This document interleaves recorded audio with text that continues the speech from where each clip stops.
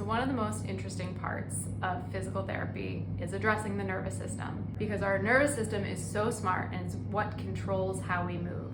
So oftentimes the nervous system will select certain compensations or certain patterns of movement to protect parts of the body, vascular structures, nerves, joints, and this happens without our conscious control or awareness until one day maybe we develop a symptom or we have an injury.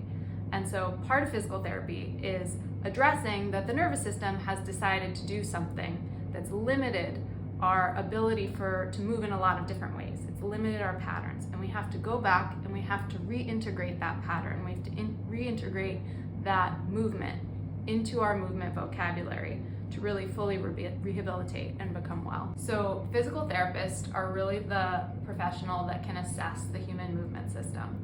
So when you see a physical therapist, they're really looking at how do you move, how do you load your body, what are you not doing, what are you avoiding?